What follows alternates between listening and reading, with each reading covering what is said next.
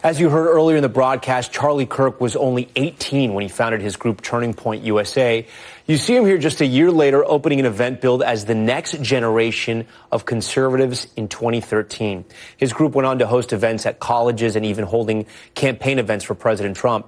Tonight, the president's son, Eric, posting this photo with Charlie captioned, "Charlie Kirk was an incredible patriot, brave, tough as hell, and a dear friend to our entire family." For more on Charlie Kirk's life and legacy, I'm joined tonight by Brilyn Hollyhand, a political commentator and freshman at Auburn University, and Republican strategist and good friend of Top Story, Matt Gorman. Thank you to you both. I know both of you knew Charlie Kirk. I'm sorry for your loss. Brilyn, I do want to ask you, you were close with Charlie, and you spoke to him just the last few days. How are you doing tonight? You know, we're extremely shaken up and heartbroken. Charlie Kirk was that larger-than-life figure and the last person that you imagined this happening to.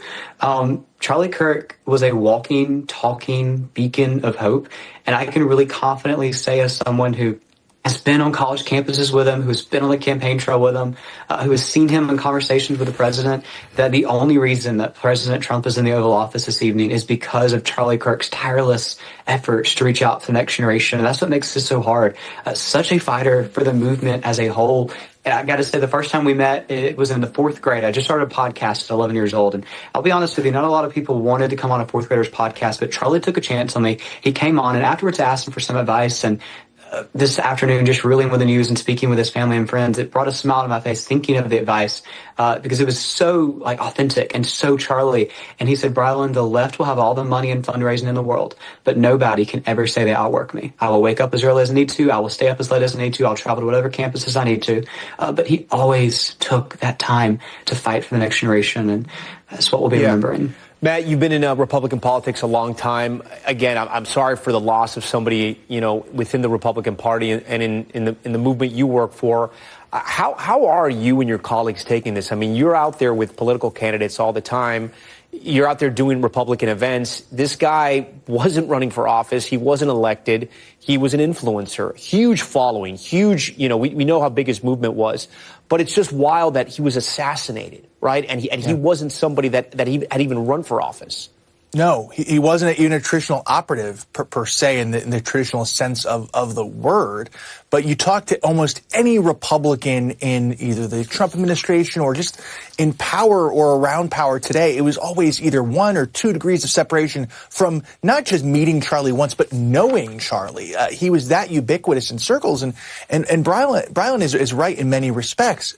His Get Out the Vote campaign was instrumental last year to knock on doors, chase mail ballots, and really ensure that people came out to vote. But a particularly hard demographic, young people, right? And that's always very tough to get them out. And also going to college campuses, and his reach was very strong there. But he was also a massive advocate for family, for getting married, having kids, going to church or having religion as one's role in life. Very, very important, influential among young people, especially too. Yeah, Brilyn, how did he break through with young people? Because he had podcasts, he was huge on social media. What was it about his message, as Matt alluded to? He sort of broke the mold when it came to Republican operatives, and he probably wouldn't call himself that as well, because he kind of came out of the MAGA movement and that sort of the people that wanted to get rid of the swamp in Washington D.C. on the right. Charlie was authentic, and I think that's what resonated with people so well.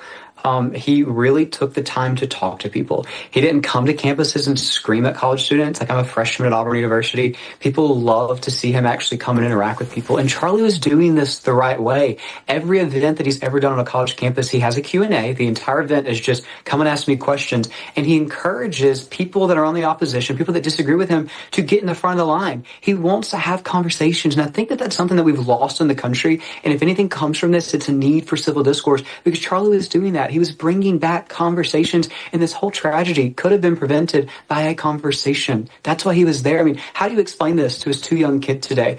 Your dad went to a college campus, a place of free expression and free conversation, and didn't come home? Like, where else was this supposed to happen? Yeah.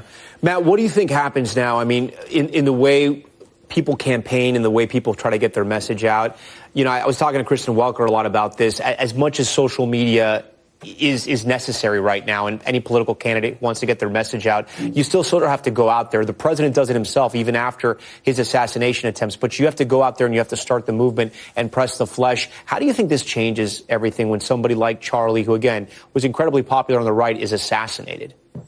I'm worried it could have a physical, but also maybe a different type of barrier between, people like Charlie, whether it's on the left or the right, and people on a college campus, or his ability to engage with kind of the general public, right? We saw this in some respects after the shooting in Butler of President Trump, right? His events got more controlled, more guarded. He got more distant. It had to for his safety. I hope that free expression, as Brilyn was saying, was such a cornerstone of what he believed in, and debate and civilized debate. I hope we don't lose that, and we can still talk and be civilized without, barriers, physical or otherwise, in between us. Yeah. Brilyn, I'm gonna give you the last word here of what you're going to remember about your mentor, Charlie Kirk. A family man and a man of faith. That is how I will be remembering Charlie in conversations this week. I got to tell you, you understand the hecticness of the campaign and traveling and crisscrossing the country. Charlie, in my entire 10 years of knowing him, never didn't take the Sabbath.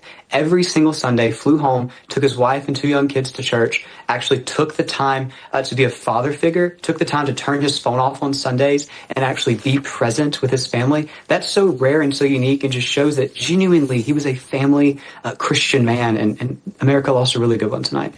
Brilyn Hollyhand, you are a political commentator, but also a freshman at Auburn University. We thank you for joining us tonight. Matt Gorman, we know I'll see you again here on Top Story. We thank you for your analysis as well.